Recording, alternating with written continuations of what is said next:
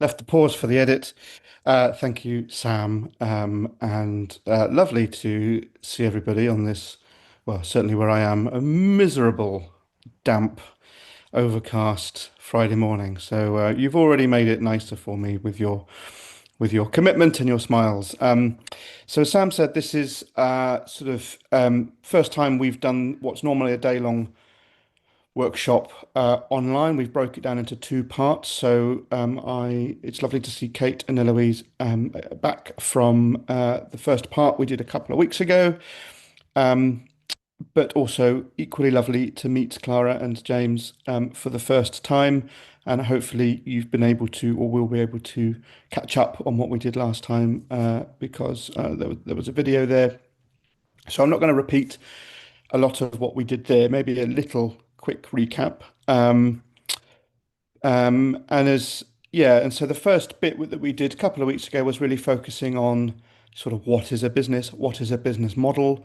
We looked at the business model canvas. So really it was around the idea that if you're thinking of setting up a business or you're trying to take something small into something slightly bigger, then really as an entrepreneur or as a founder, then your job is to make lots of choices. And some of those choices are going to be very easy, and some of those choices are going to be much, much harder. And the more you get into the detail of running a business, those choices become more complicated. So we talked through some of the different areas of choice that you need to make and provided a sort of a basic tool with which to start doing that. So hopefully, uh, Kate and Eloise, you've started to have a little play with the business model canvas and yeah, sure. Well, we'll come back to that. I'd love to hear some reflections on that. And Clara and James, that's still to come. Sam, I think somebody else is trying to join. Yeah. So today, so yeah, complementing the session which is around why to start a business and the choices you need to make. Today we're going to be looking a little bit more on the sort of type of business you want to run. So part of that, well, quite a lot of it is going to be the sort of technical and sort of legal part. So we're going to be looking at different business structures, thinking about what do we mean when we talk about um, uh, limited companies and cooperatives and self-employment and where does that fit in and try and make sense of some of that as a kind of starting point because I think a lot of the big choice to make when you're setting up a business is what sort of structure is right for what I'm trying to do. So hopefully we can shed a little light on that. And I also want to spend a little bit of time thinking about sort of sustainable and responsible business behavior. And that's a growing dimension of running any sort of business at the moment, and is absolutely right because businesses have a big ripple effect. The choices that you make, which we talked about last time, actually have a real impact not just on what you do or what your customers buy, but on the world around you. And so we want to explore a little bit about some of the thinking in that uh, under the word sustainability, which a lot of people think is just about environment, but actually it means creating something that will last, and that has all different dimensions to it. So we'll have a little think about that. But before we get into any of that, be lovely to get to know you. So obviously Kate and Eloise got to know you a little bit last time, but let's let, let, let's do that again for the benefit of everybody that's new. We'll wipe that slate clean and be good to spend a few minutes telling each other a little bit about who we are, where we are, and what we're doing. So I'm Richard, and I am the chief executive of a company called Always Possible. I won't go through sort of our sort of history and all that stuff because that is in the video from the first time. But in a nutshell, we are a sort of economic and social innovation company. We do a mix of research and strategy work and project design and sort of communications and storytelling, mainly focused on sort of how local economies work and all the different bits within it. So we do lots of work with businesses, but we also do lots of work around health and education and sort of local government and how all and universities and so on, and how all these different bits work together in order to create sort of a thriving place for people to work, live, and build something new. So I do come at these sessions, from the perspective of having run my own business and team for over 10 years now, and have all the scars to prove it. So please do consider me somebody who is sort of living everything that I'm talking about, and that's the rough and the smooth as well. So very happy to sort of share lived experience on what it's like to run a small business in Sussex in the 2020s. Um, but that's enough about me. So I'm really keen to hear a little bit about what you're doing. And so what I'd like to know is your name, where you're based, and I'd love to hear a little bit about what decisions you've made about your business in the last week. Can be tiny, can be big, can be terrifying, can be something you're really proud or excited about. But I'd love to hear just one thing that you've made a choice about.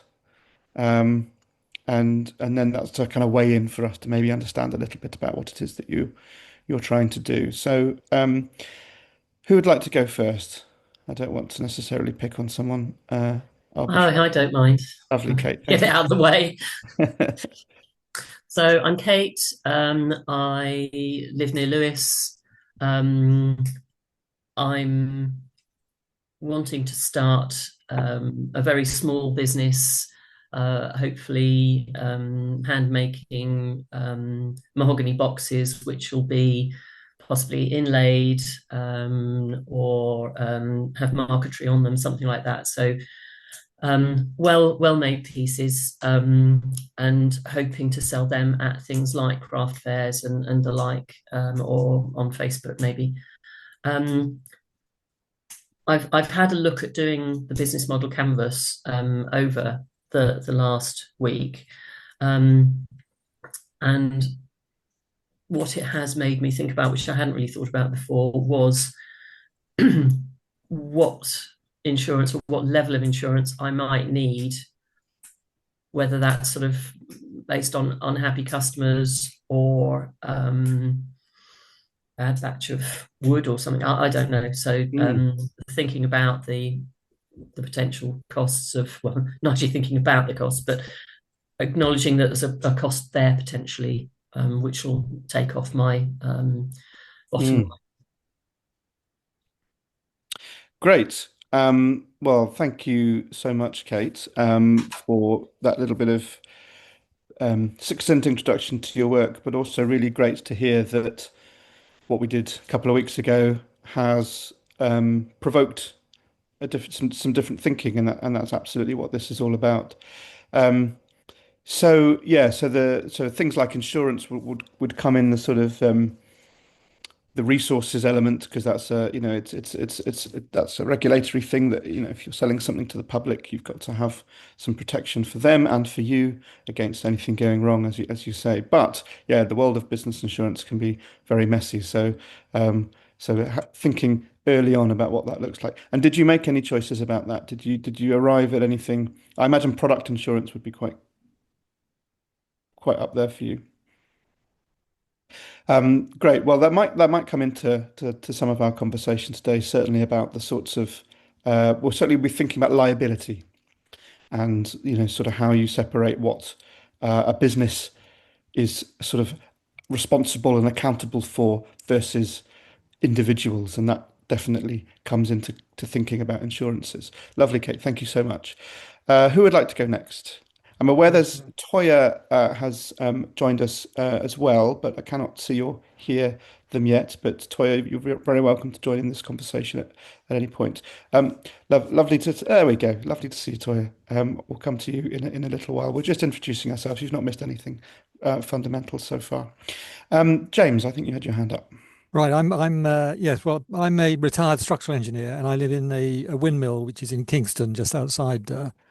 Lewes. Well, that's And the first humble brag of the day. What a well, glorious thing. well, so we're trying to set up a flour milling business. So I can't say we've made any big decisions in the last week, but we've got to a point where we're setting up the if you like the mechanical bits and pieces and the Hmm. electrical connection and so on to get it going. So in terms of business, it's early days, but we're assuming in a position where we can actually do it, if that makes sense. Yeah, brilliant. Are you in the windmill right now? I am, yes, yep, yep. Fantastic. Wire's a bit But scruffy, yeah. no, well, no, it's great. Love windmills. What sort of, do you say you would set up a farm, did you say? No, sorry, a flour milling Flour business. milling. Beg your pardon, I Yeah, misheard yeah. that. Any particular type of flour? No, we've got to decide on that. So it's early days, but yes, we're looking at the options, and we're trying to. There's a lot of learning to do as well, so it's a steep learning curve. Mm. And in well, just in the age of sort of AI automation and sort of mass industrialization, taking all the people and the craft out of so many things, Yeah, it's delightful to hear that that you're making something exciting out of something so a kind of heritage craft, which is yeah, so much part of the Sussex story. Something I'm learning yeah. It is. and discussing a lot as I'm doing quite a lot of work around devolution at the moment, and the idea that we will have an elected mayor for Sussex and Brighton. From next year, and a part of that conversation is thinking about Sussex as like a one region again, and so intrinsic to that is how the land is used for food and drink, and making, and how that sort of helps drive a modern economy as well as one from the past. So, yeah, I'd love to come and visit your windmill one day as part of that, maybe. Good. Um, Good, lovely to meet you, James. Thank you so much for that. Who would like to go next? Clara, you've unmuted yourself, and that is a telltale sign that you're ready to speak. Yeah, so really interesting project. Kate and James, is really interesting to hear about other projects and ideas. Um, so my name is Clara. I live in Lewes, Central Lewes. Um, my husband born from Lewes. I'm originally from Spain, so we ended up here. So I have been made redundant recently from work. So I thought it would be a good opportunity to maybe think about starting my own business. I have been working for so many years in digitization, working with museums and libraries and artists, photographing their archival material so everyone could like access online. As you know, everything is going digital now, and yes, I'm not 100% sure like how to do it.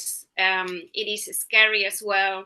I've never been like in charge of anything really. um so yeah, I'm really interested in hearing about all their projects, and yeah.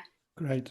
Well, lovely to meet you, and I hope it's a sort of an exciting scary rather than a sort of Yeah. staring at the abyss scary. It's um, anyone that is thinking about setting something up, it involves such a big leap of faith and so many unknowns. But it is absolutely what makes the world go round. That bit of bravery. So well done for even thinking of taking the plunge. Which bit of Spain are you from originally? From Valencia on the Lovely. coast. Sorry about the weather here. It's pretty grim today. Um, and yeah, I would love to hear, a bit more about the world of digitalization and heritage. That's something Sam and I have worked a little bit in through our work at Always Possible. We've done some work with Queen Spot Books, the big community heritage publishing company, on sort of evaluating some of their digitalization projects. And we're currently working with Museum of Chelmsford at the moment on a big on a big online campaign to try and get more young people shaping what is collected within the museums.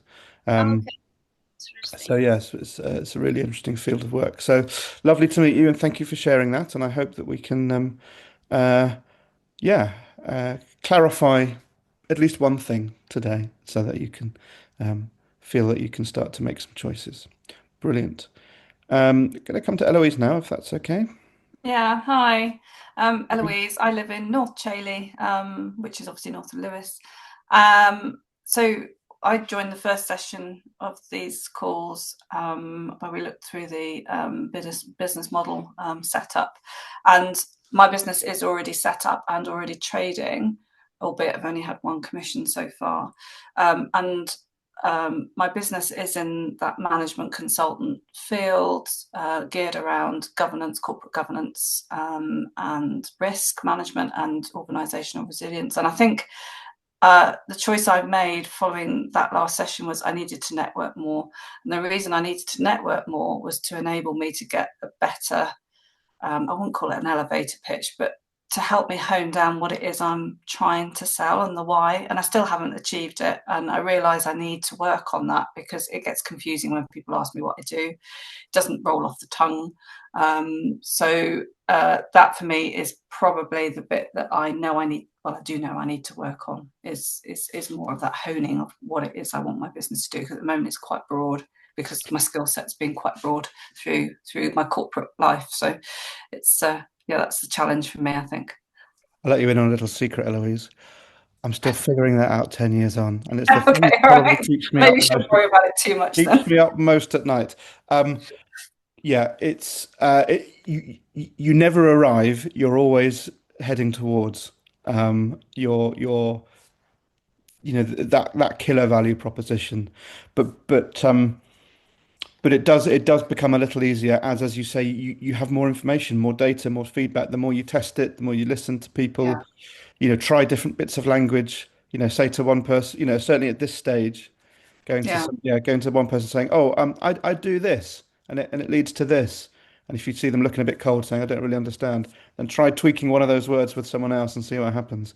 yeah. It's a lot of fun, but yes, it can feel quite daunting. But brilliant that came out of the Mhm. session last week, and you've seen some ways to start doing that. So brilliant, thank you, and lovely to see you again. Okay, so Toya, good morning. Hello, you're right. So I want to set up my own business in kinesiology, which is complementary therapy.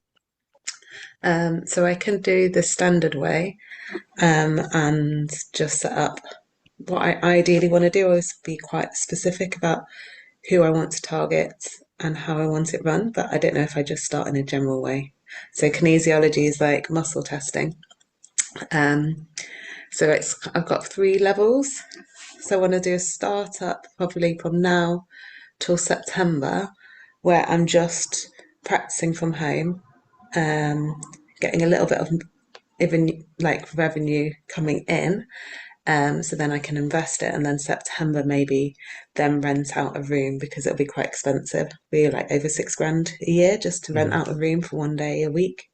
I don't really want to go into a therapy place where it's just sort of like you're booked in, lots and lots of people all squashed in a day. I don't want it to be like a conveyor belt system. And then, so first phase at home, second phase hiring a place with a website. Ideally, I would have the website you pay online. I'll be paying more for the website in September so that everything is done smoothly. The reminder checkups about your appointments and stuff like that, because I haven't got the time. I'm not that organized and I don't want to do it all myself. So I'd like a platform to do all of that for me, really. And they're well, I've checked them out. And then the third phase would be maybe applying to be a part of a social enterprise and see if I can get some funding. And then rolling it out. So I would like to go into corporate areas and do well-being, like for staff training day and stuff like that, well-being in there, and that they could pay it forward if they wanted, and then go to areas like, I don't know, like a prison or mother and baby unit or elderly care, hospices, and then you're offering that as a freebie because you've had the funds raised from the corporate area. So it's sort of like a 3-stage thing. So like the kinesiology is one, but mainly I'm a nurse. I'm a children's nurse. And I think that modern science can't answer a lot of things. And there's a lot of other ways that we can calm ourselves down and improve ourselves. So that's the big idea, Mm. but I'm still working as a nurse, and so one issue is how I manage that and nursing. So that's why I'm starting small. Mm. And maybe stage 3 will be that I'm doing just this. Mhm. But Fascinating. yeah, it's trying not to get into loads of debt, and I'm a single mom, 3 kids, and yeah, it's balancing it all. And I've just got diagnosed with ADHD, so it's like I don't want to. I work really hard in concentrated areas, and then I'm like, oh, I've had enough, which is Mhm. fine, but not when you've got customers asking questions. I've got to have that way. That's why I'd rather pay £35 for a website each month, who will do all of that organising all of the time for me to make me more consistent. So any help about, I don't know, management tools or anything like that would be great. Well, lots there. Brilliant. Really good to meet you. Really fascinating what you're doing. Um, so you if you missed the very very start of the call where we sort of said so this sort of first very intro bit is in sort of two parts. So we looked at the business model canvas a couple of weeks ago, but we videoed that, so you can catch up on that, and Watched that will. that yesterday and Oh, filled it brilliant. Okay. out. Oh, well Yeah, done. Good. that kind of Um, helped me have my 3 stages and get it clear in oh, my head. What wow. Well, that's really good to hear. That's already helped structure structure that thinking, and I think that, yeah, there's a real smart logic to how you presented that. And so today we're going to be looking a little bit more at sort of the type of business that might be suitable for different contexts, so business structures and legal and things like that. Um, but yeah, this is the very beginning. So in terms of thinking about tools and marketing and all that sort of stuff, there'll be plenty on that later on in the program as we go along. Sam, I think Dana from Ramatula Healing. Yeah, lovely, good, okay. Um, so uh, Dana, I think, has just joined, and it feels mean to put her immediately on the spot, having just joined to introduce herself. But that does feel where we're at in terms of saying hello to everybody before I start the next bit. Dana, can you hear me?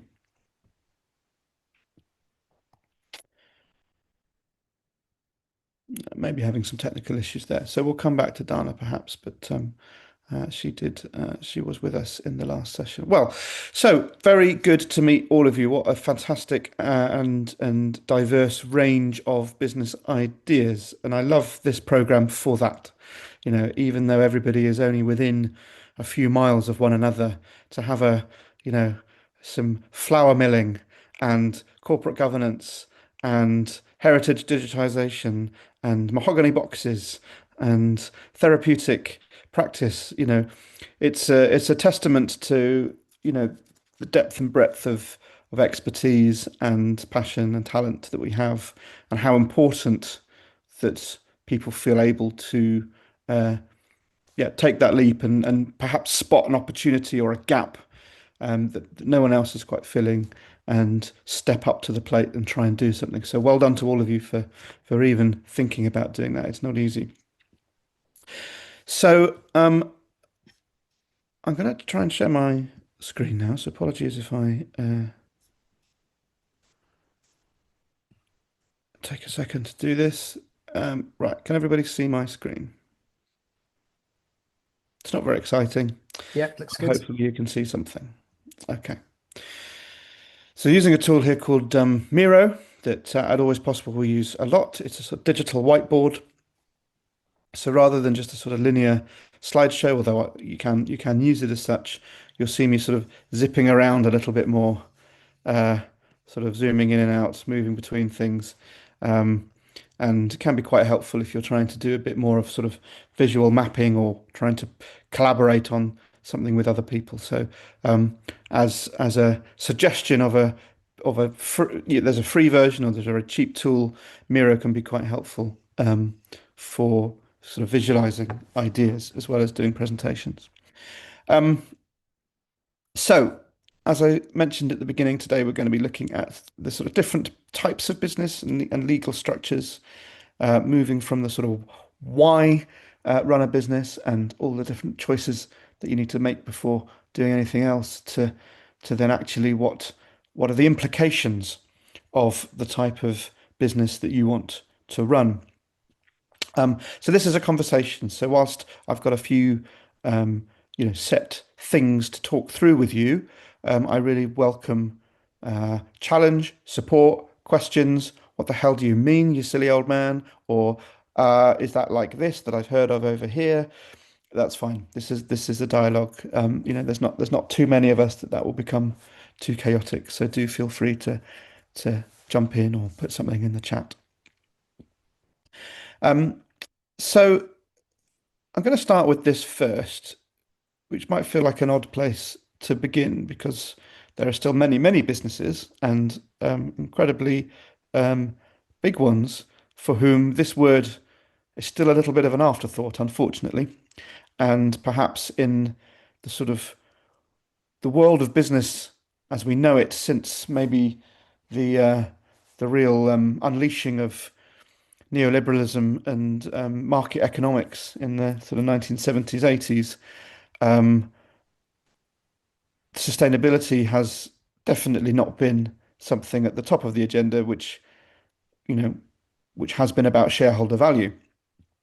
Even if you look at corporate business law in America at the moment, actually in terms of the legal structures, if you set up a business in America, it is entrenched in the legal definition of a business that your staff, your customers, and anything that is not your shareholders is a drain on your business and therefore a risk to it.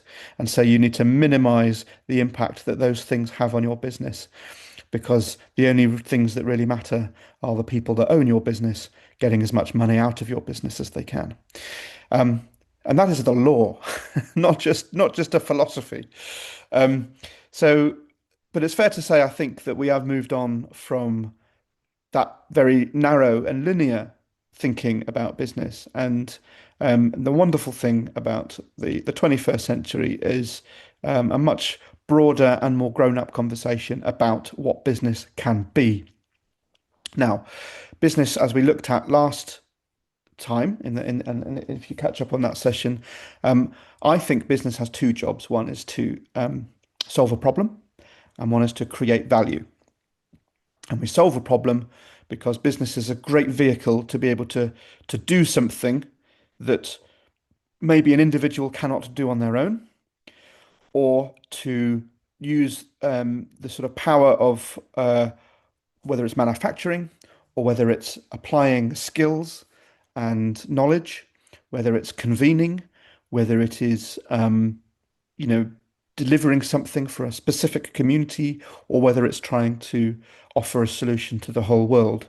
But businesses must identify a reason to be supplying something where there is some demand. So people either want or need the thing that business is doing. So obviously within that, you can choose to appeal to the basest of all human nature and say, right, I'm gonna create some terrible quality thing, but I'm gonna make it really addictive so that people keep buying it and buying it and buying it. And we know absolutely, we know all sorts of businesses that is their model. But we also know that there's been a little bit of a reckoning about some of that because that feels like quite a destructive business model, and so there's been quite a big backlash about that, and that feels quite exciting that there's been a challenge to that as the sort of ultimate business. And in terms of creating value, well, there's aesthetic value. So businesses can create things that are beautiful and look nice and that people want to own or rent and have with them. Or it can create economic value. So that is jobs, and that is GDP and GVA within a place or a country. It helps to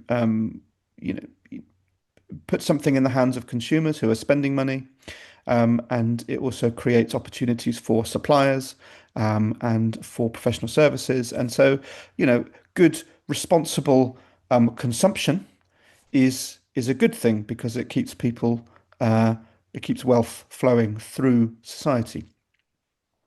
But also, we have to think about what that economic value looks like. Is a company extractive and so just sort of taking more than it's putting back in, or is it cognizant of the power that money can have if it's used responsibly? But there's other value as well. There's social value. Lots of businesses are very, very plugged in to maybe some social challenges in their community. And now it's not just a sort of nice to have or a rare outlier. If you certainly look at business communities in Sussex, if you go to events with chambers of commerce or Federation of Small Businesses, it is completely normalised for there to be conversations about charity fundraising, about businesses working together on things like beach cleanups and litter picks, about doing work with schools and colleges to be able to try and inspire young people around careers, to be having, as Atoya just talked about, thinking about staff well-being and being able to invest in staff development and training and making work meaningful and useful and more than just sort of something that you have to do to put the bills on, to pay the bills. So if we're thinking about value, there's all sorts of complicated things in there about how a business behaves. So when we talk about the word sustainability, a lot of that, and I haven't mentioned this, but a lot of it is linked to environment. And increasingly, we understand that we are on a bit of a burning platform in terms of our planet, and that something called Earth Overshoot Day, which is the point at when different parts of the world start to use more resources than they are regenerating. That day, unfortunately, is getting earlier and earlier in the year. And if you're somewhere in sub-Saharan Africa or in the Polynesian Islands, your Earth Overshoot Day is probably in the November, December. So actually, there's a bit more equilibrium between what resources you're using and what you are regenerating. Whereas unfortunately, in the West, places like the UK and certainly in the USA, Earth Overshoot Day is now March, April, May. So within the first sort of quarter of the year, collectively, all the businesses and all the consumers have already outused what resources are available. And that is not sustainable. And so that means certain businesses and certain parts of the world are using way more than their fair share. And we can see and we know what the science is saying around the impact it's having on our quality of life and life itself. But sustainability means more than just environmental consciousness. It means, literally means the ability to be maintained. So there's lots of businesses that are encouraged because of the sort of system, the weird system we've created to think in short terms. If you think about business reporting, you talk about quarters. So certainly in corporate world, you talk about Q1, Q2, and lots of targets are very rooted in 12-week periods. And if you've worked in corporate structures, you'll know just how fast-paced lots of metrics for measurement of success are. And so that incentivizes people just to think in the short term. What can I do right now? How can we move fast in order to maximize the profit we're making or the return on any investment we're making? And that's understandable in many ways because, it's particularly in times of uncertainty at the moment, it's incredibly hard to be able to sort of forecast long term about what businesses are doing. But we also have so much more evidence and data and lived experience now to know that the businesses that really do succeed and are really around for a long time are ones that are constantly evolving and ones that are thinking about what they want to be in 5, 10 years time. Not necessarily, what every single detail and when that data is not available, but you can start to think about how you want to behave, how you want to show up, what's the kind of vision in terms of the sort of world that you want to build.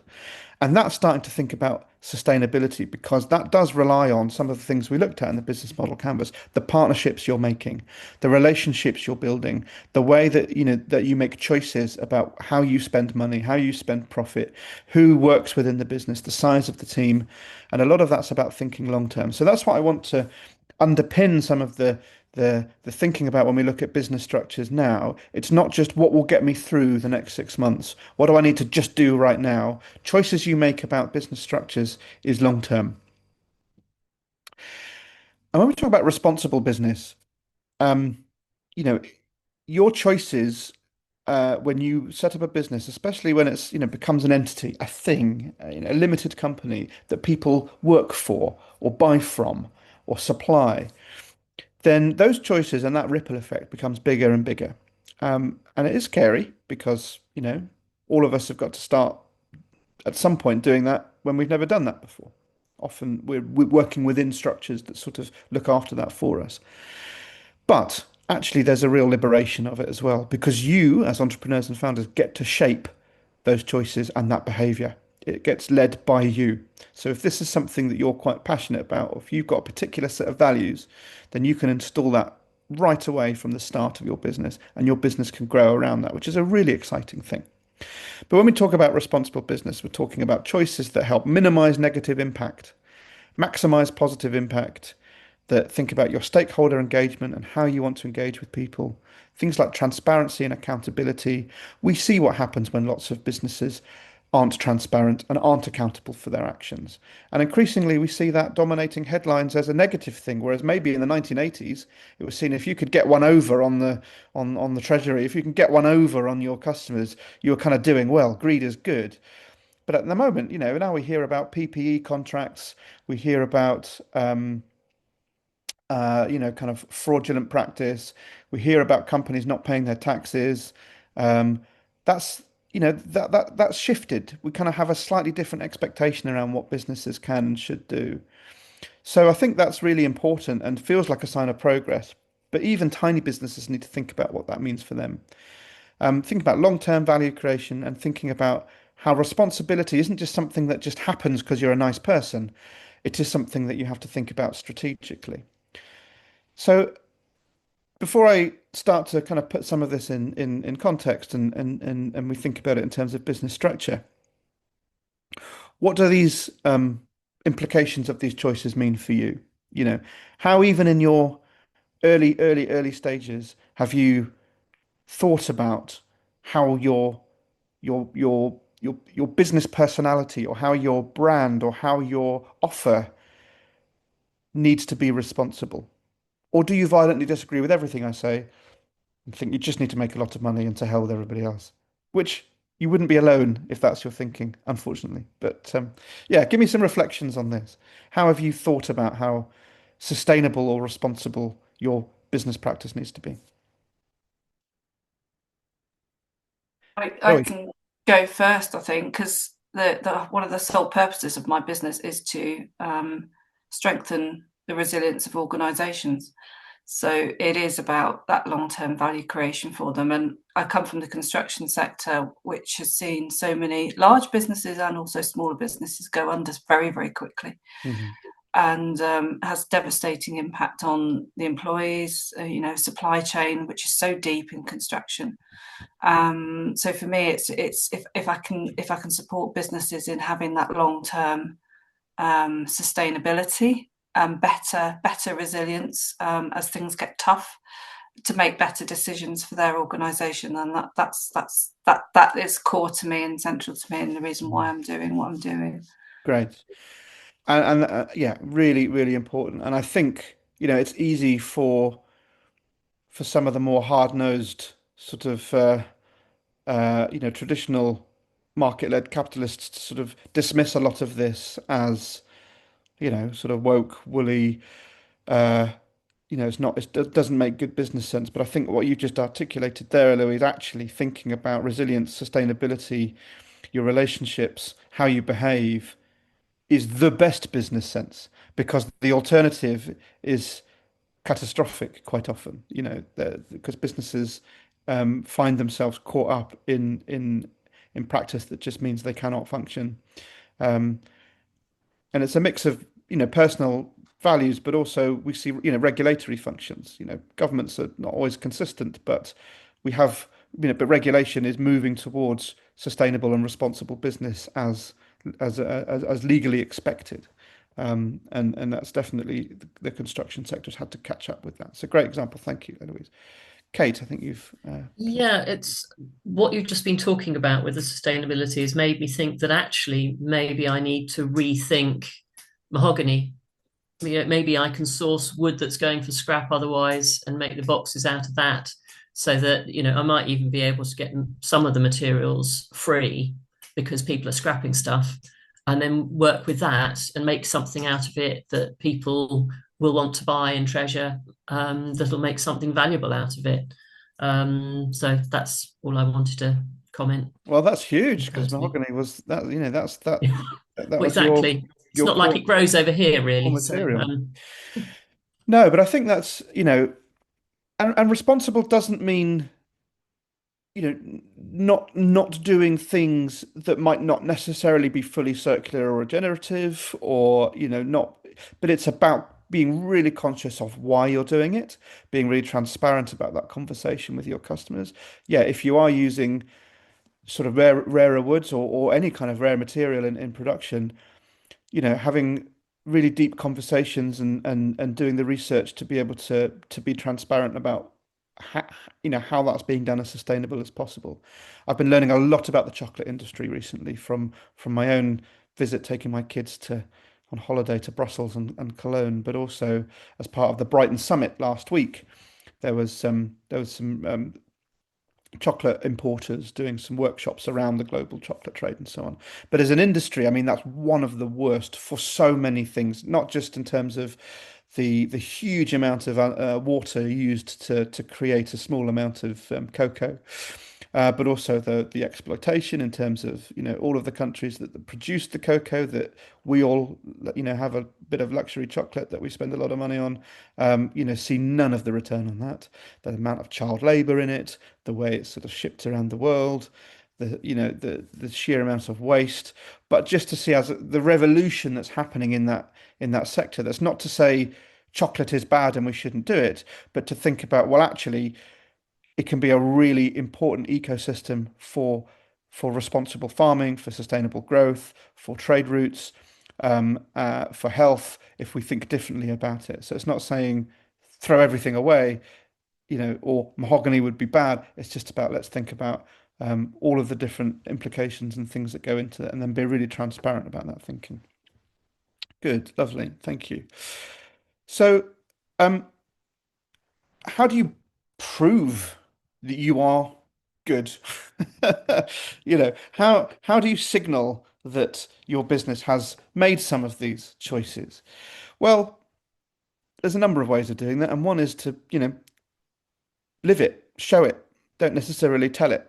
There's a lot of what we call greenwashing, there's a lot of purpose washing, there's a lot of businesses that have been called out because they say they're brilliant and lovely and ethical, and actually you don't have to scratch far beneath the surface to feel that actually that's more marketing than lived experience.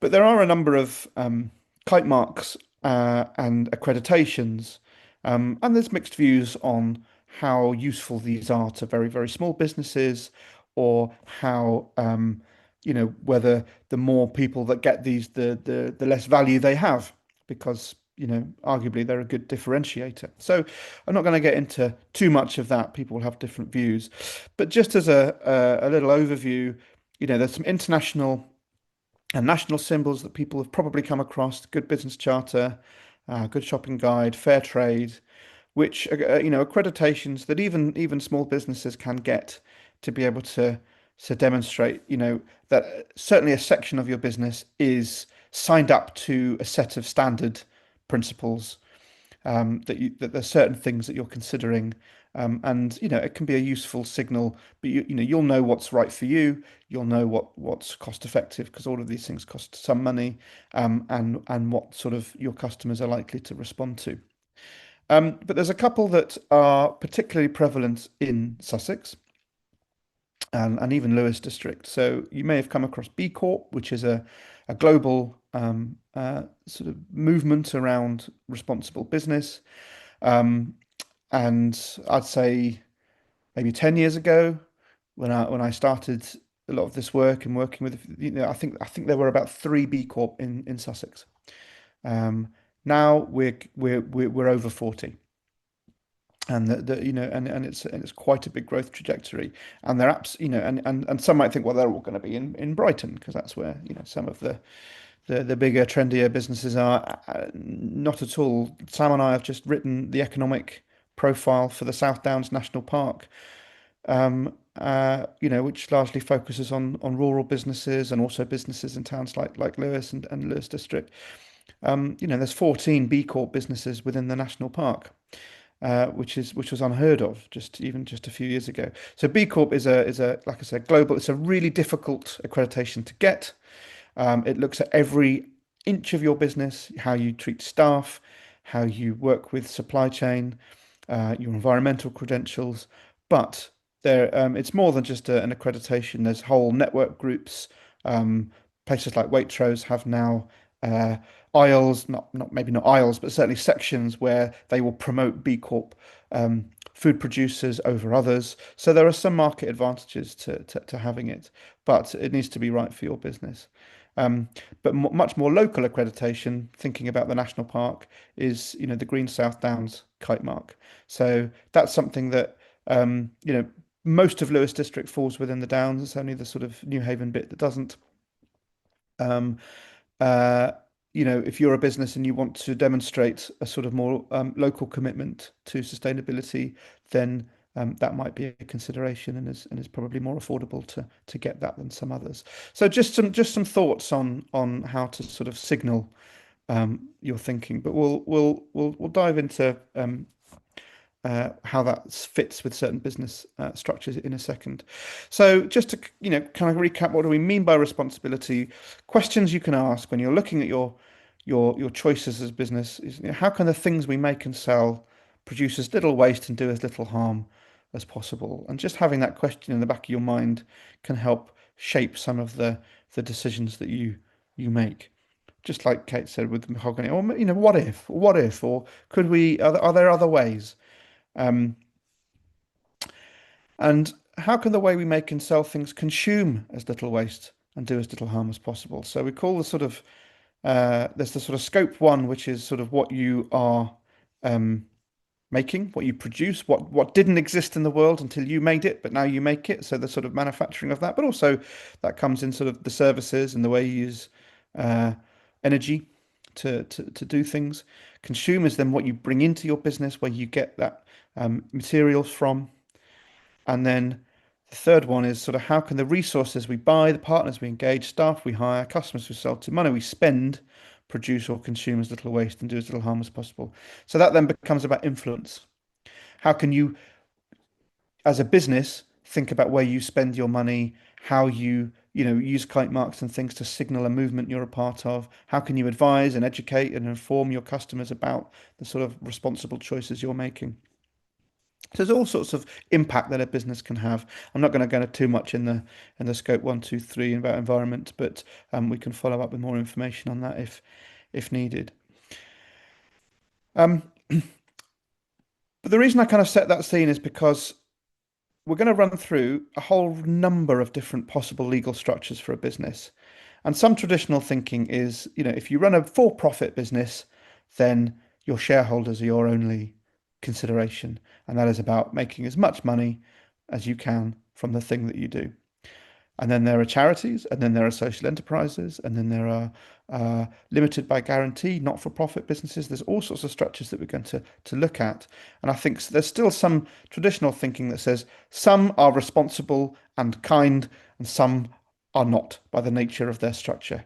I want to bust that myth completely apart and say whatever structure you have, whether you are just working on your own or whether you are employing 100,000 people, whether you are a McDonald's or whether you are running a little farmer's market stall, all of the things that we've just talked about apply and should be affecting your choices.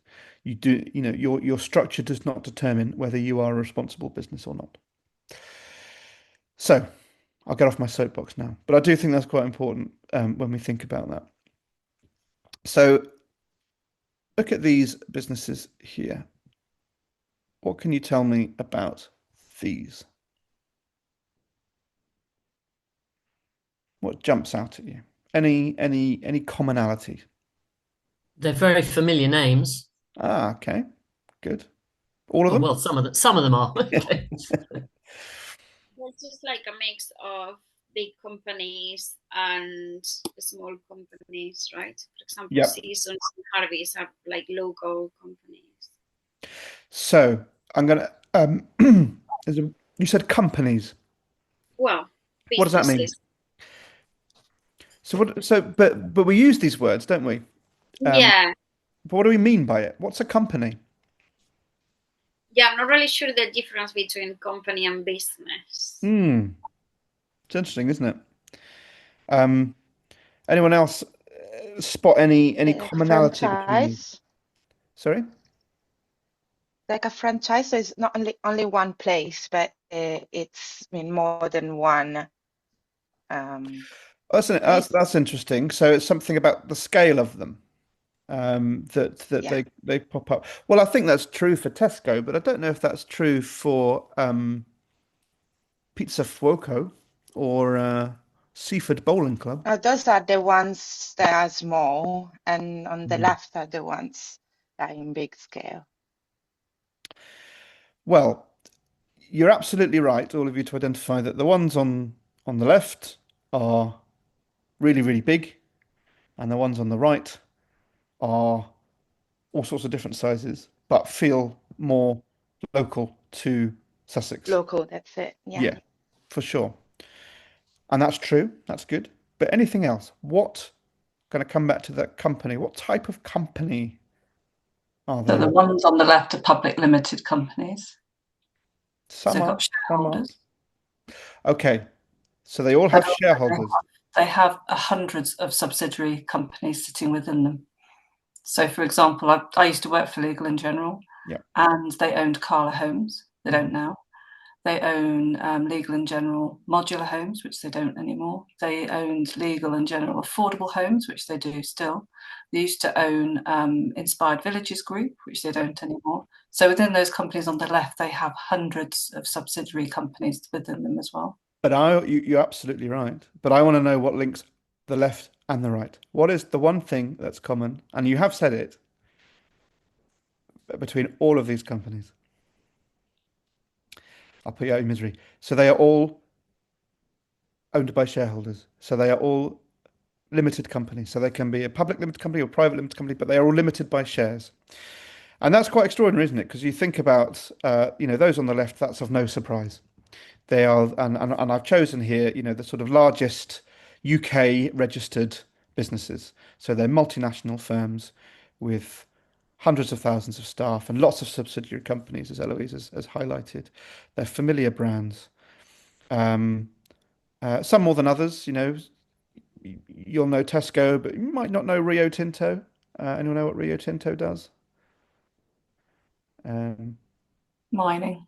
Mining, yeah, exactly. So there are some brands that want to be right in your face all the time because they are consumer facing. Tesco want you to be thinking about them every single day.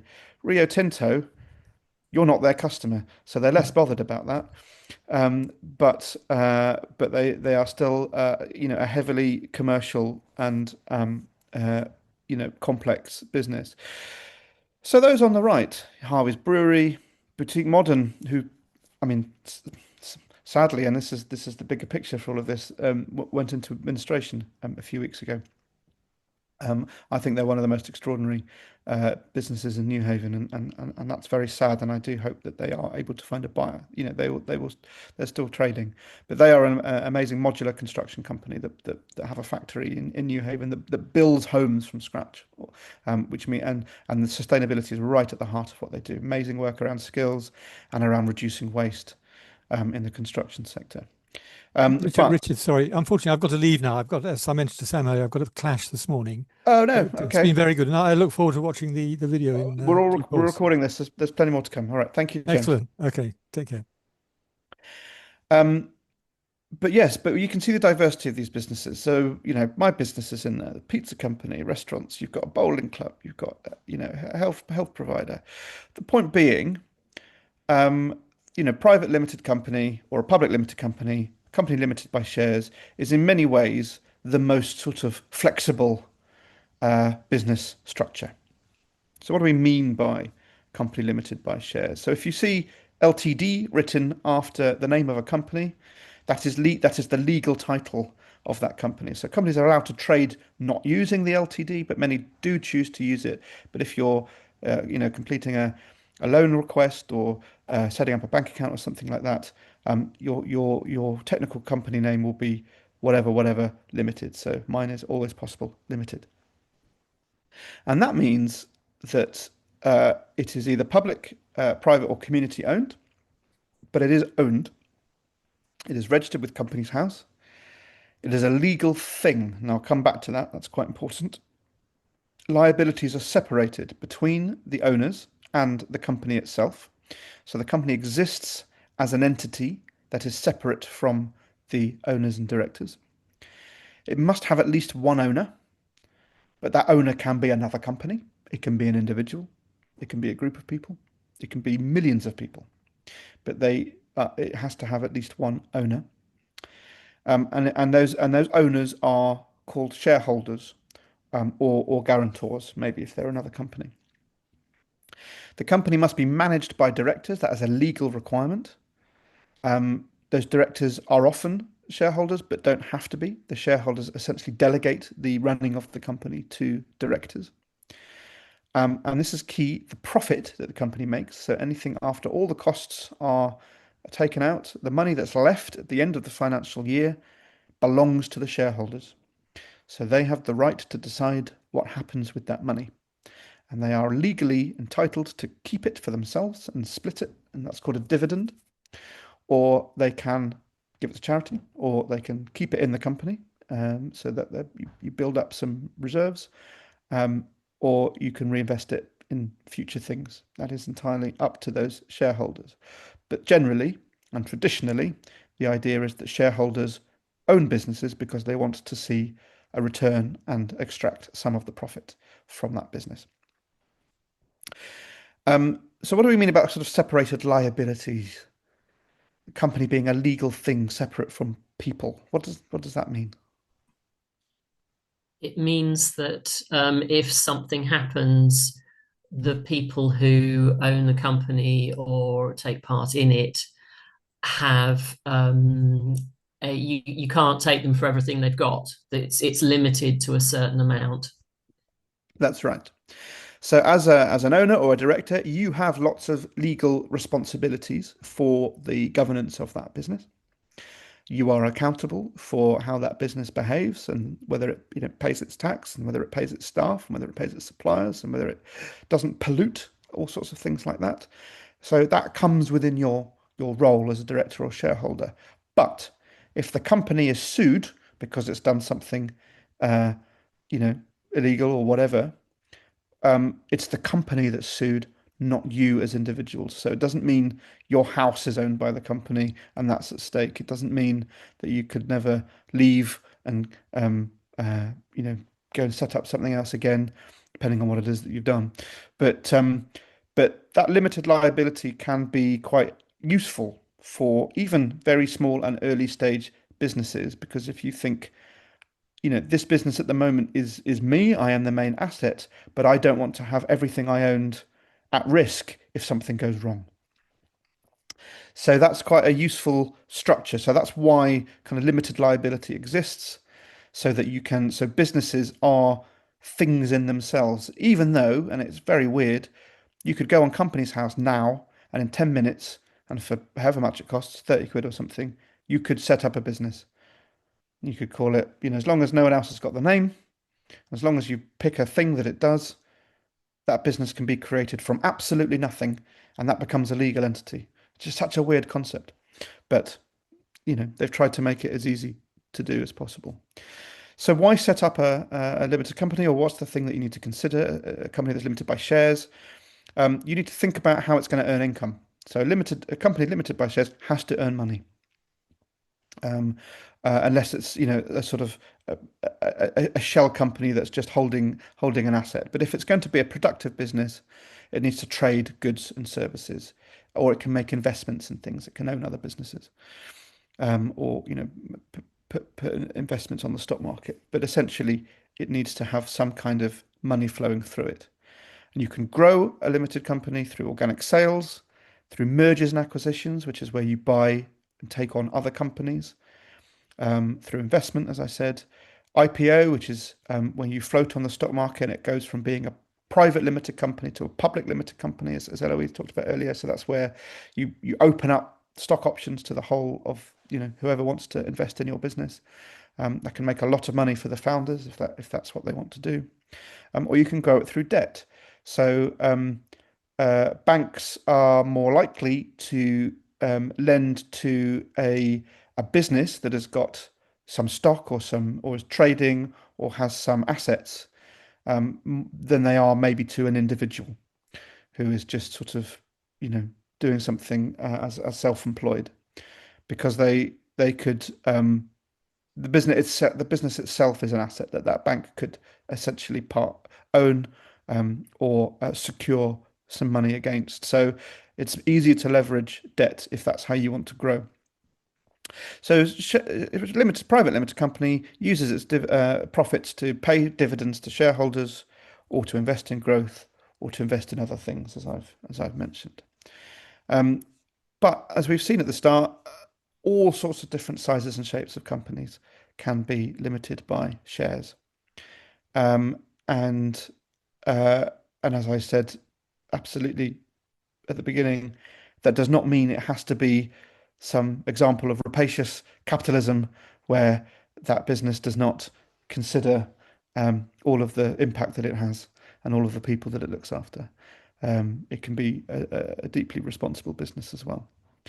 So if setting up your business, you've got to decide whether that's something that's right for you. But as I said, it is the most flexible. It's the easiest to set up. It's something that you can do with just you. You can be a sole owner director. Lots of small businesses are single owner director, and it's a way to protect some of your liabilities and assets rather than being a sole trader. But it comes with admin. You've got to register with Companies House. You'll have to produce accounts. There are costs attached to it. How many of you have all of you worked for a private limited company before? Yeah. So you'll have some experience of that. Okay, what about these ones then?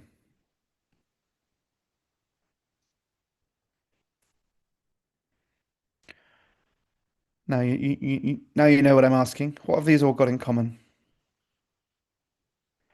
Ones on the left are big ones, ones on the right are smaller local ones, but they all have things in common. What are they?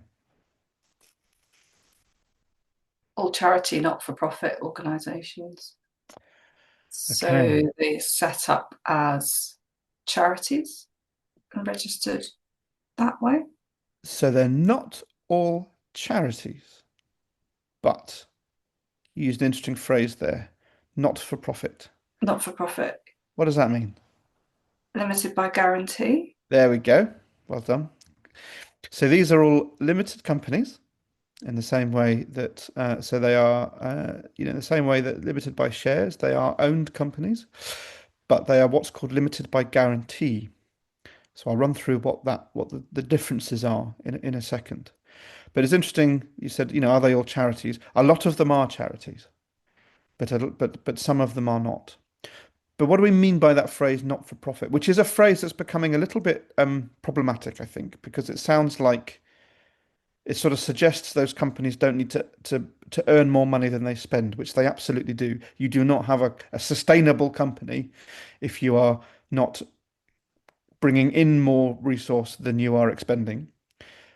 So often it's called a surplus, or it's called all lots of different things, but it is still profit.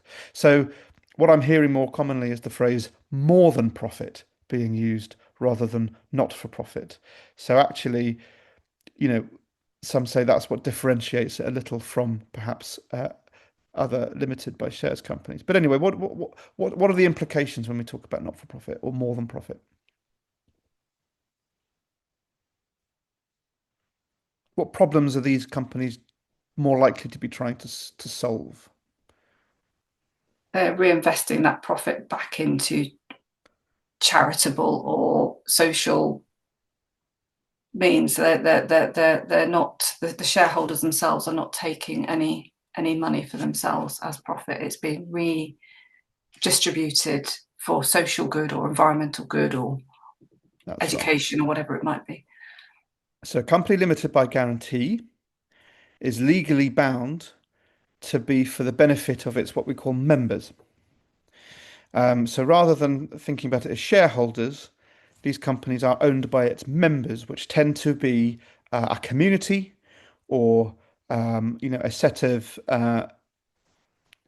charitable thinkers or people who are designing something in order to have a very, very clear social purpose. So how does it compare to a private limited company by shares? Well, it's still a private company. It's still owned. It still has to be registered with Companies House, but if it is also a charity, it needs to be registered with the Charity Commission. So there is another layer of regulation and administration there. But that's why some companies choose to just be registered by guarantee and not become charities. But within the limited by guarantee sort of sphere, there can charities, clubs, societies, networks, and lots of sports clubs and things fit within that. Chambers of commerce are usually they're not there to make a profit and compete with their members, but they're collectively owned by their members, but they still need to earn money. It's still a legal thing, so it is separated from the owners and directors. But it must have usually if it's a community interest company, which we'll come to in a minute, or charity, then it must have more than one director or trustees. But like a limited company by shares, it is managed by a group of sort of governance professionals, so either directors or trustees. But what's really clear is the profit cannot be paid to anyone that owns the business or runs the business. So that profit, so that group decides what happens with it, but that profit must be for the benefit of the community, of the membership, which means not to any individual. It's thinking about what's the holistic good that this money is able to do. But it's still relatively easy to set up a company limited by guarantee. There is an expectation that it does earn money.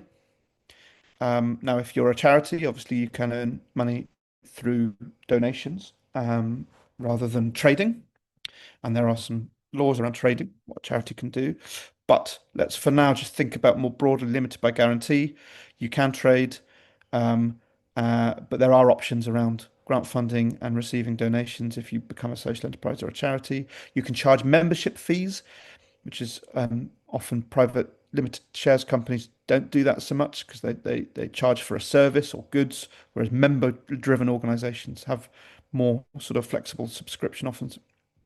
Can still invest, and it will grow through sales. You can merge acquisitions, so private companies can own a non-profit company, and sometimes that they will do that to sort of put more of their community work through. And like I said, it uses profits to either grow the benefit or invest in its community, but it's not for the benefit of individuals. Does that make sense? So they're the two main legal structures that almost every company, I'll come back to that word company, which is more than so if it's a legally separate entity and it exists out in the world and it's trading or offering a service or goods, it will almost certainly be either a company limited by guarantee or a company limited by shares. There are a few other little outlier models which we'll come to in a minute, but I would say 98% of companies are either limited by guarantee or limited by shares. Now, you can overlay some things on top of that, and we'll come to that in a second. So now, what about these? And this might be more familiar to some of you in terms of where you're at the moment. What do these all have in common?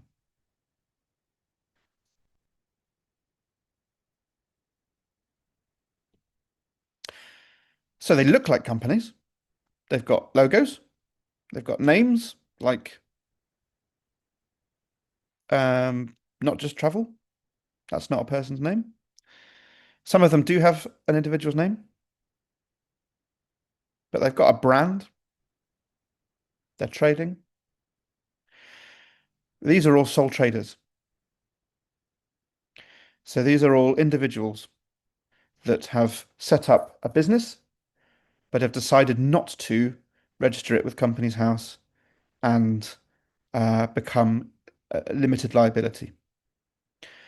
So how many of you are registered as self-employed at the moment for the work that you do? Have you ever been registered self-employed? So No, if you want to, sorry. no, I was saying that I never been self-employed. Okay. It would be good to know a bit more about it as well. So self-employment is just as easy to set up as it is to set up a limited company. You do it through HMRC, the Treasury. So you have to answer a few questions, and you have to, just like if you're setting up a limited company, you have to declare the sort of area that you're likely to be trading in and sort of where you're based. But it's pretty simple. So a sole trader is an individual that wants to earn money through their business, but does not want to necessarily at this stage have the additional administration cost or regulation of running a limited company.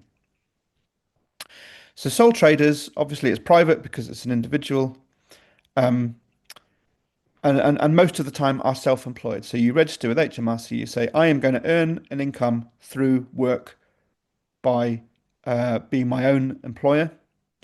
And that means that you are liable for paying your own income tax, but you do that once a year rather than if you are employed by a company where the company usually does that on your behalf monthly or quarterly. So you have to do a self-assessment around the tax paid on what you've taken out of your business. Now, you might decide that you take, maybe as a sole trader, you earn £30,000 and you want to take £20,000 for yourself and keep £10,000 investing in things like a website and marketing and going to networking events and things like that. So you can declare what is your income, what are your expenses, and then anything left over will be deemed as profit.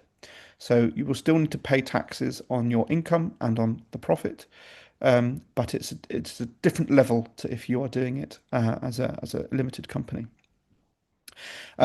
It's very, very flexible. Obviously, if you are self-employed, it's not hugely heavily regulated apart from paying the tax.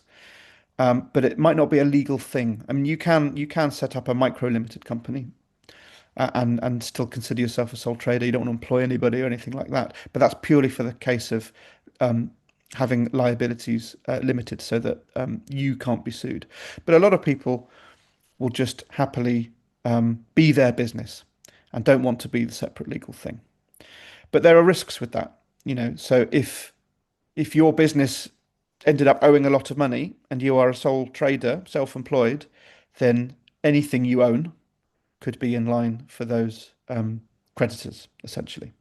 So your house or car or property, and there can be a bit of a blurring between sort of you and your business or what's yours and what belongs to your business. But if you're starting out, it's usually the best way to start out and test the water. And there are some people that are trading for years and years, decades and decades, and remain sole trader throughout. Lots of tradespeople and so on, and freelancers will always be self-employed. And it works for a lot of people. And it's generally a good place to start. I started as a self-employed consultant before setting a business. Yes, Kate. So if I just ask then, the micro limited company doesn't give you any protection It then, does or does because it? that's a company limited by shares. So it's what we talked about first. So as I said, you can set up a limited company tomorrow on Companies House, and you can be the sole owner director. So that's still kind of seen as a sole trader. You're not wanting to get bigger than that. But Right. here's a kind of level before that in which you don't have to go through that process. You just set up as self-employed. You'll pay your tax through a self-assessment. You'll have one bank account, which might be your personal and your business. Yeah. It's the simplest way to get going. Right. But it's a hard way to scale. Right. So some people decide from the bat, actually, I want to have the smallest possible version of a limited company as I can so that my assets are protected. Others will Yeah. say, that sounds too complicated, too much of a faff. I'm just going to be self-employed. Mm. And both are really legitimate positions to have. But you need to have sort of one or the other if you're going to start trading. The minute you Right. start selling something, Yeah. you've either got to be self-employed or set up as a limited company. Right. Okay. Just to comment, you've disappeared. I've just got some phased out boxes on my screen right Oh, now. I can't see you or anyone else. is that the case for everyone? No. Might be your I end, can Kate. see everyone. Maybe You you're, put the dots on the screen, you can change the way you view it. I don't know if you're on your phone or your laptop. No, I'm on a laptop, but it just suddenly went to a sort of like a bluey grey background with lots of different rectangles with a lighter sort of almost blank heading in each one. Your And computer. Sounds a bit odd. yeah, Although, I thought it sounded a bit odd yeah, too. no, that's right. Sorry, state the obvious there, but I we can still hear you and see can't. you, but yeah. Feel free quite to. often the best thing is just to Yeah, no, dip out, it just leave it the literally meeting. it just popped up. It might if you leave the meeting and What come and back try in, and it would just hopefully all the settings will go back to Yeah. standard, and I'm you'll not hopefully entirely see. sure I can see to do that. Oh, hang on. I'm now seeing it again. I closed Oh, down the great, chat bit on the side, and that's brought you all back. Oh, So brilliant. that was weird. Good stuff. I'm going to crack on if that's okay, just because Yeah, no, sorry about that. short on time. No, all good. Hopefully it will reset for you. So as a sole trader, you can earn money through trading goods and services. There's no limit on how much you can earn, but if you start to earn as a sole trader, even if you're self-employed, more than I think it's £86,000 a year now, you will need to register for VAT. So just like you will be used to paying VAT on goods and services you buy from a company, sole traders are also in line for that once your earnings pass a certain threshold. But anything under that, you do not need to charge VAT.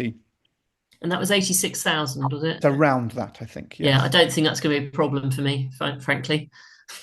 I think your mahogany boxes are going to be very successful, Kate, Bless you. very, very quickly. So, no, but you'd be surprised. And but yeah, you trade through goods and services, and you could do a lot of the things that a limited company can do, and you can get grants and you can get loans. It can be a little bit harder sometimes because it might feel a little bit more risky just to invest in a person rather than a business for some things. But actually, there are some other routes. If you're an artist, for example, you're much more likely to get a grant from the Arts Council if you're a sole trader, perhaps, than if you are a private limited company. So there's all sorts of different things to consider there.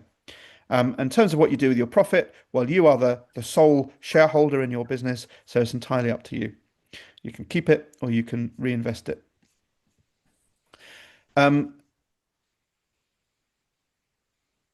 So what are these businesses? This is a slightly weirder one. And the law is changing a little bit around this structure. So there'll be things that, so I won't go into a huge amount of detail. I don't think it applies to anyone here at the moment, but it's worth knowing about. But there are some structural changes. But anyone know what these companies have in common? Limited liability partnerships. Yes. And what's that? Oh, now you tested me. I think it's a combination of owners coming together to create a partnership where they have a limited liability between them. That's right. So it's a slightly awkward halfway house between sole traders and limited companies limited by shares. So technically, limited liability partnership is where you have a whole bunch of sole traders that run their own sort of self-employed operation in a particular professional area. So you'll look at these and you see, okay, a lot of these are solicitors or accountants or other kind of law firms, but GP practices are actually mostly limited liability companies. members of Parliament, weirdly, are sort of they're self-employed. They're not employed by Parliament, so they kind of operate as a big LLP in a way. Um, so it's slightly muddier, but it's a way that people can operate with the flexibility and agility as a sole trader, but it gives a little bit of legal protection that a limited company have. But it is structured a bit differently to a normal limited company. So yeah, like I said, I'm not going to go too much into this because I don't think it's relevant to you guys yet. But if you were a trading offering a professional service and you wanted to set up with some other people and create a kind of brand that had some protection, then an LLP would be an interesting model to look at. But I do think there are some structural changes coming to that. I think it's being sort of refreshed as a model. But yeah, it can be useful if you want to grow something and have a brand, but not necessarily have that central administrative sort of directorate. More and more of these sort of professional services companies are actually becoming private limited companies now. Anyway, what are these? Heard of any of these?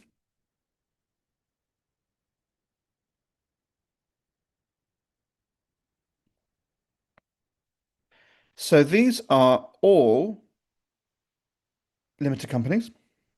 They are all limited by guarantee, so they are all not-for-profit organisations. They are a thing, but they have something that sits on top of that called a CIC, or Community Interest Company.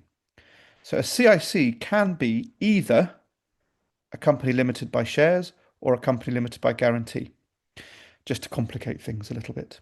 Has to be one of those two things. But a community interest company is an overlay that signals and allows a company to have sort of community aims, charitable aims that maybe go a little bit further than just being non-profit. There is some additional benefits to being a CIC in terms of access to sort of donations and forms of funding, but they have what's called an asset lock. So if the company is limited by shares, but you overlay a CIC, it means a maximum of 35% of the profits can go to shareholders. And but if it's overlaid over a company limited by guarantee, it doesn't add a huge amount of difference other than just a bit of other sort of legal protection, and it's got a bit more some accountability around governance. But it gives you quite a lot towards what a charity can do without being a full-blown charity. It also has owners, unlike a charity. CICs must have a defined community purpose. That's different from charitable aims. Charitable aims are highly regulated and specific. Community purpose can be a bit broader.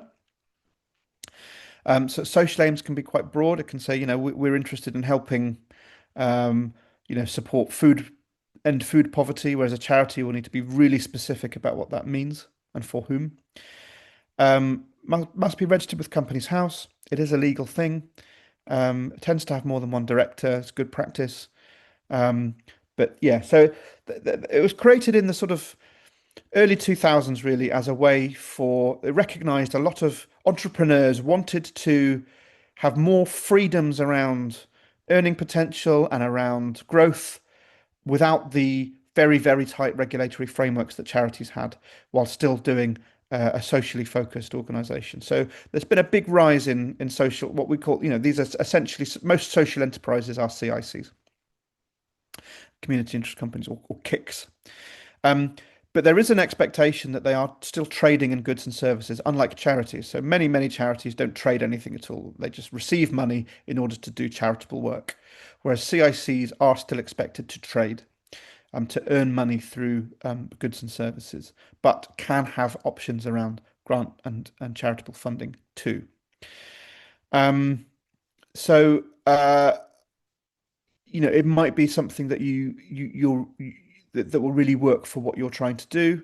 There's some really growing organisations that are CICs. But I would say that comes later. I would start with maybe self-employment first, and then maybe company limited by guarantee, and then you can overlay a CIC a bit later down the line.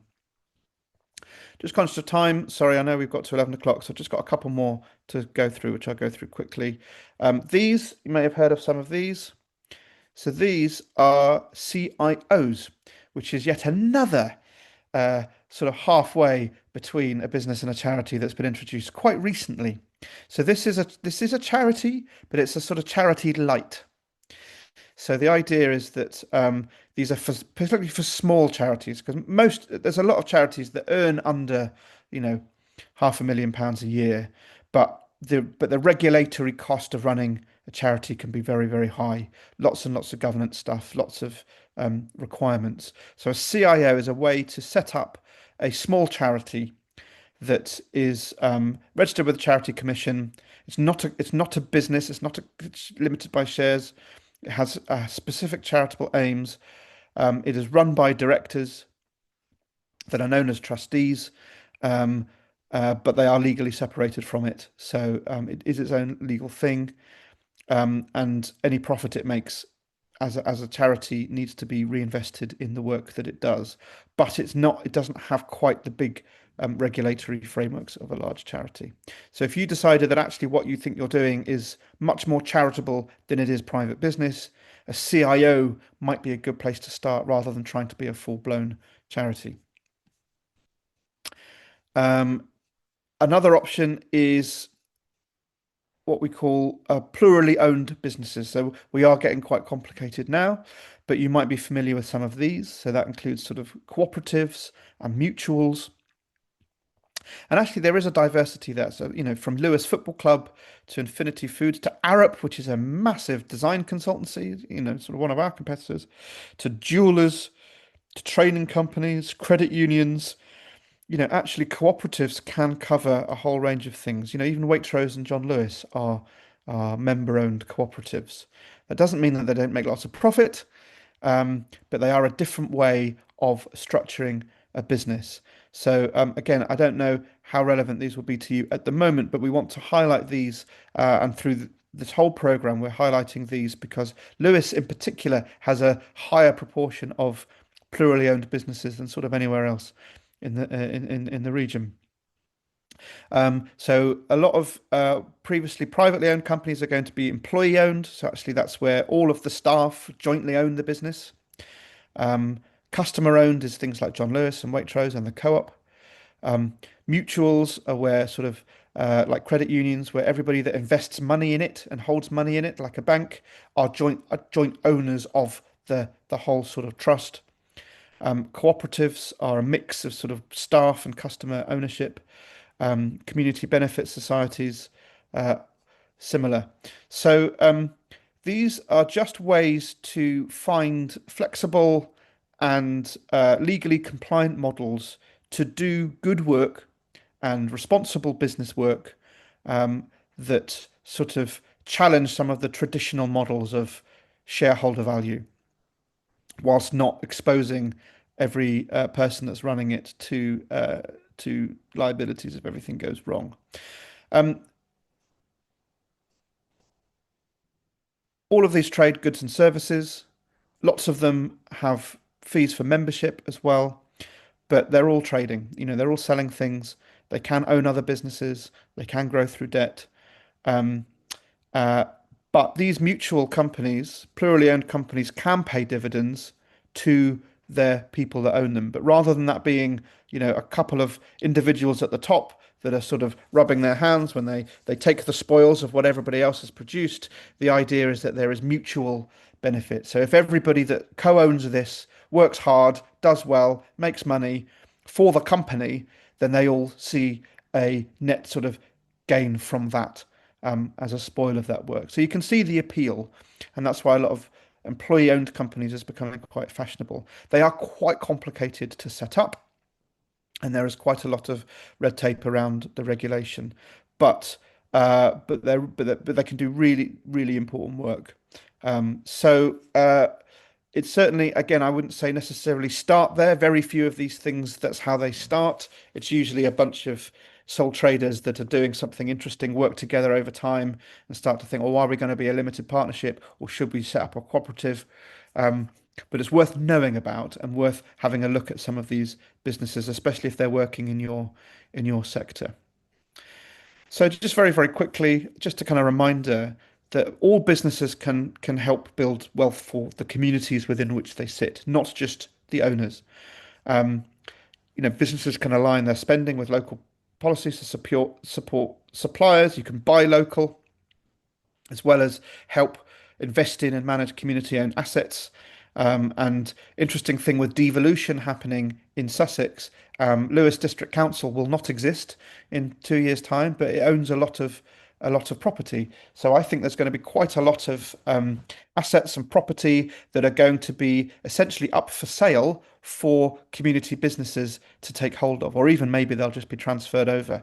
So I think there's going to be a lot of small businesses in and around Lewes District that are doing community benefit work that might take on, the running of what have previously been council owned because of the reorganisation in local government.